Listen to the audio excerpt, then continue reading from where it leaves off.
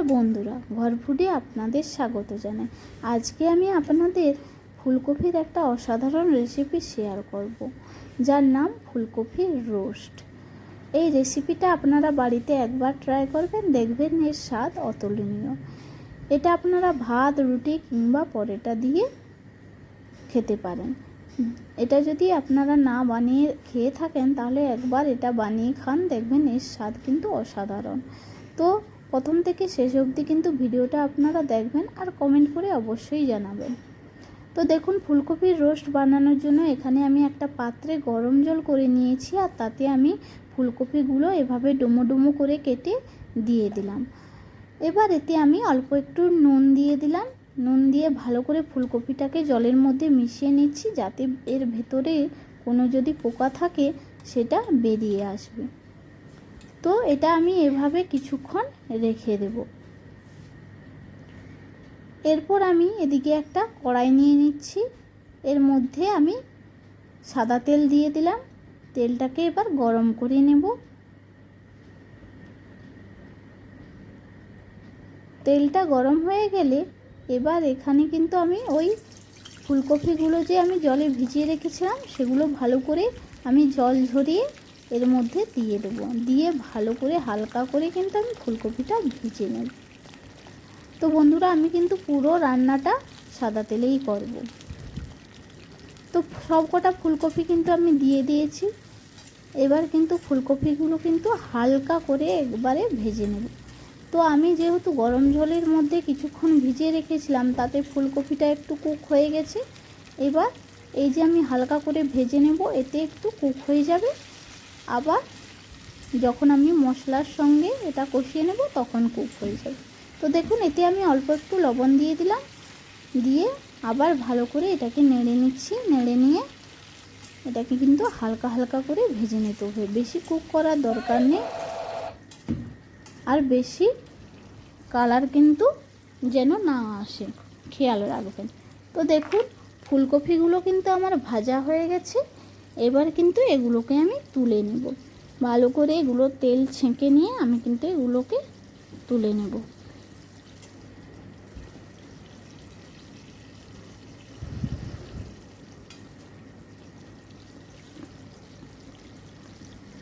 তো দেখুন, ফুলকপিগুলো আমি ছেঁকে নিয়েছি। এবার ওই তেলের মধ্যেই আমি একটা পেঁয়াজ কুচি দিয়ে দিলাম, আর এর মধ্যে আমি কয়েকটা কাজু বাদাম দিয়ে দেব। দিয়ে এগুলোকে আমি হালকা করে ভেজে নেব।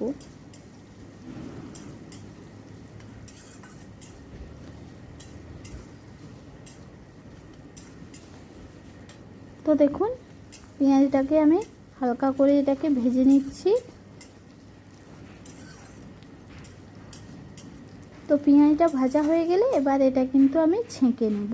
এটা আমি ছেঁকে একটা মিক্সচার গ্রাইন্ডারে নিয়ে নেব পিসার জন্য।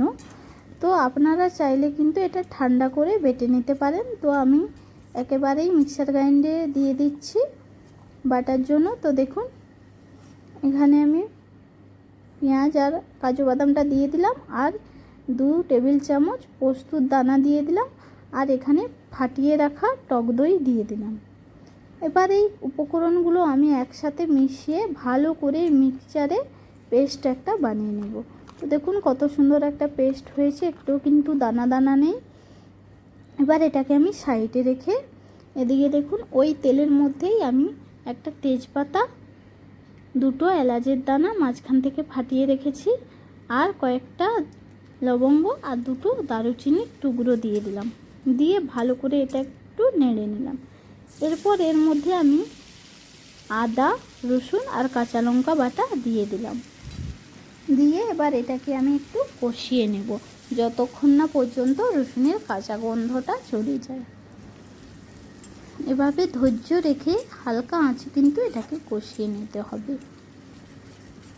আর স্টেপ বাই স্টেপ কিন্তু মশলাটা দিতে হবে, মনে রাখবেন এটা আপনারা। এবার দেখুন, কিছুক্ষণ কষানোর পরে আমি এখানে একটা টমেটোর পেস্ট দিয়ে দিলাম।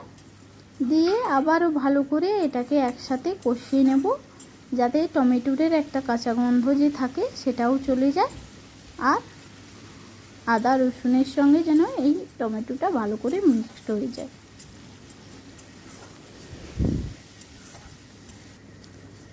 তো দেখুন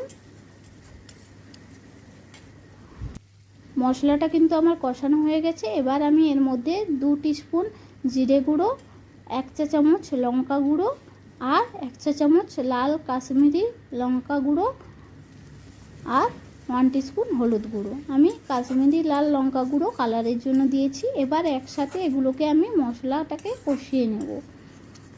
তো দেখুন কিছুক্ষণের জন্য কিন্তু এটাকে ভালো করে সময় নিয়ে কিন্তু আমি কষিয়ে নেব, যতক্ষণ না এর একটা সুন্দর কালার চলে আসে। তো দেখুন একটা কত সুন্দর কালার চলে এসেছে। তো এটা কিন্তু আমার কষানো হয়ে গেছে। এবার এর মধ্যে আমি যে পেস্টটা বানিয়ে রেখেছিলাম সেই পেস্টটা দিয়ে দেব। তো দেখুন এখানে আমি দিয়ে দিলাম মশলাটা। এবার এটাকে আমি একসাথে কষিয়ে নেব। তো দেখুন কতটা সুন্দর কালার একটা এসেছে। দেখুন এতে অল্প একটু আমি জল দিয়ে দিলাম, দিয়ে ভালো করে এটাকে আমি একসাথে কষিয়ে নেব। এটা কিন্তু 2 মিনিটের মতো সময় নিয়ে কিন্তু এটাকে কষাতে হবে ধৈর্য ধরে। তো দেখুন এভাবে কিন্তু আমি এটাকে ধৈর্য ধরে কষিয়ে নেব। আর এভাবে কিন্তু খুন্তিটা নেড়ে যেতে হবে যাতে মশলাটা নিচে না লেগে যায়। আপনারা কিন্তু এভাবে ফুলকপির রোস্টটা বাড়িতে একবার বানাবেন, দেখবেন এটা কিন্তু খেতে অসাধারণ হবে। তো বন্ধুরা দেখুন মশলাটা কিন্তু আমার অর্ধেকটা কষানো হয়ে গেছে। দেখুন আর একটুক্ষণ আমি এটাকে কষিয়ে নিচ্ছি। আর কালারটা দেখুন কতটা চেঞ্জ হয়ে গেছে আর কত সুন্দর একটা কালার এসেছে। তো এবার এতে আমি ফুলকপিগুলো দিয়ে দেব। ফুলকপিটা দিয়ে এবার মশলার সঙ্গে ভালো করে ফুলকপিটাকে আমি মিশিয়ে নেব।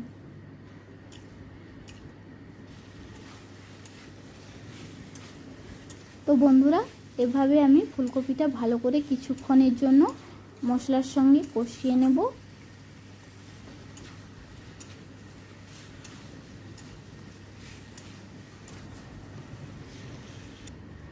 তো দেখুন কষানো হয়ে গেছে। এবার এতে আমি জল দিয়ে দেব।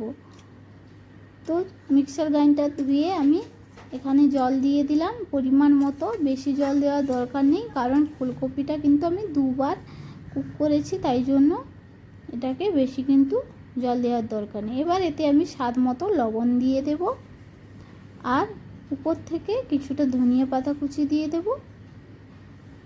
দিয়ে ভালো করে এটাকে একটু মিশিয়ে নিচ্ছি। দেখুন কালারটা দেখুন কত সুন্দর কিন্তু এসেছে।